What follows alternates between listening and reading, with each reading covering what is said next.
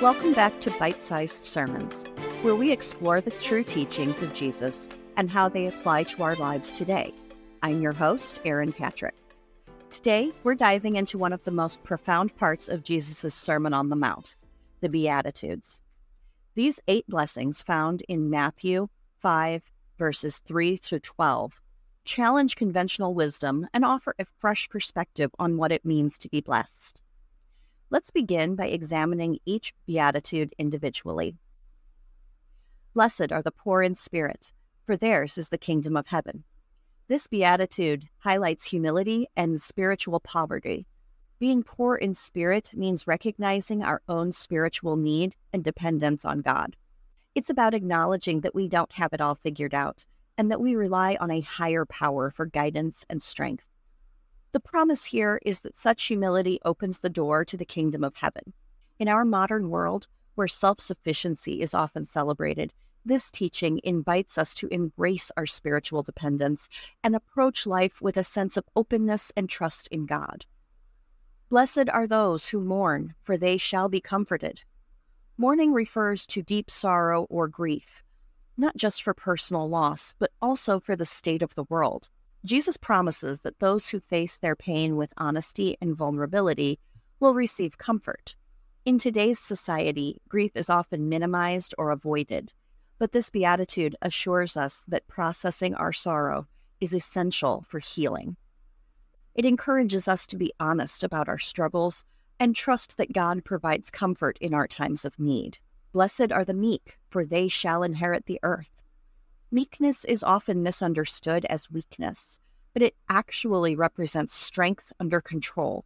It's about having power, but choosing to use it with gentleness and humility. Meek individuals trust in God's plan rather than asserting their own dominance. In a world that often equates leadership with assertiveness and aggression, this beatitude challenges us to embrace a posture of humility and self-restraint. Blessed are those who hunger and thirst for righteousness, for they shall be satisfied. This beatitude speaks to a deep, passionate desire for justice and moral integrity. To hunger and thirst for righteousness means to earnestly seek out justice, fairness, and truth in our world. Jesus promises that those who pursue righteousness with such fervor will find fulfillment. In an era where social justice is a significant concern, this beatitude calls us to be relentless in our pursuit of what is right and just. Blessed are the merciful, for they shall obtain mercy. Mercy involves showing compassion and forgiveness, even when it's undeserved.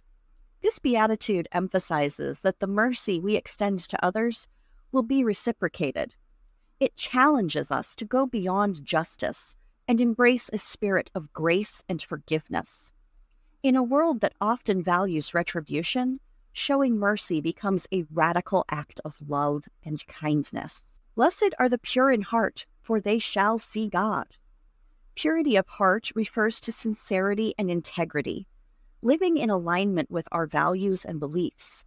It means having a heart that is devoted to God, without deceit or hypocrisy. Jesus assures that those who maintain a pure heart will have a clear vision of God. In our complex world, where authenticity is highly valued, this beatitude calls us to cultivate a heart that is honest and true. Blessed are the peacemakers, for they shall be called children of God. Peacemaking goes beyond simply avoiding conflict. It involves actively working to resolve disputes and promote harmony. Peacemakers seek to bridge divides and foster reconciliation. Jesus promises that such efforts reflect the character of God and will earn us the title of children of God. In a time of widespread division, this beatitude urges us to be proactive in creating peace and unity. Blessed are those who are persecuted for righteousness' sake, for theirs is the kingdom of heaven. Persecution for righteousness means suffering or opposition for standing up for what is right and true. Jesus acknowledges the challenges that come with living a life of integrity and justice, and he assures that such suffering is recognized and rewarded by God. In our own lives, when we face adversity for our convictions, This beatitude reminds us that our perseverance is valued and rewarded in the kingdom of heaven. The Beatitudes are radical because they flip conventional values on their head. They emphasize humility, mercy, and peacemaking over power and status. Let's explore their modern relevance. Humility and spiritual poverty challenge the modern obsession with self-sufficiency. Recognizing our need for God in a world that celebrates independence calls us to approach life with openness and trust. Mourning and comfort remind us to embrace our grief and seek healing. In a society that often avoids dealing with pain, Jesus' promise to comfort encourages us to face our sorrow honestly. Meekness versus power challenges us to redefine leadership as strength under control. Instead of valuing aggression, we're invited to lead with humility and compassion. Hunger and thirst for righteousness urge us to pursue justice passionately. As social justice concerns grow, this beatitude calls us to be dedicated in our efforts to make the world a more just place. Mercy and compassion encourage us to extend grace even when it's difficult.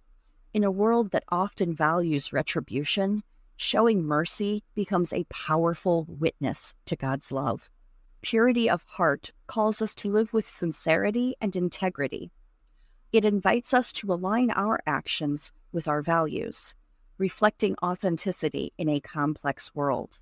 Peacemaking challenges us to actively work for reconciliation.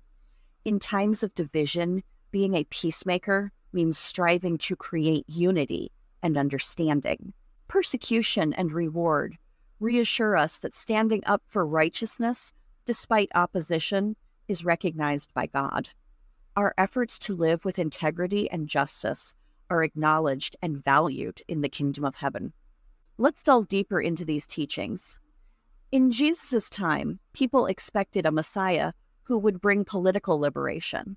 Instead, Jesus' blessings pointed to an internal spiritual kingdom that valued humility and righteousness over external power. Modern examples of the Beatitudes in action include figures like Nelson Mandela and Mother Teresa. Mandela's pursuit of reconciliation and justice and Mother Teresa's life of service are powerful illustrations of these teachings. Reflect on how you can apply these Beatitudes in your own life. Whether it's pursuing justice, showing mercy, or working for peace, these teachings offer practical guidance for living out your faith. Consider how these teachings can influence your community, from social justice initiatives to fostering environments of forgiveness. The Beatitudes encourage us to actively create a world that reflects these values. Thank you for joining me on this exploration of the Beatitudes and their radical implications. I hope this episode has given you a fresh perspective on these teachings and inspired you to live them out. If you enjoyed this episode, please subscribe, leave a review, and share it with others. Follow us on social media for updates and additional content. And if you're interested in being a guest on a future episode, you can contact me at my business email, that'snotwhatjesussaid@gmail.com. Until next time, remember to live with humility, pursue righteousness, and extend mercy, reflecting the true spirit of Jesus' teachings.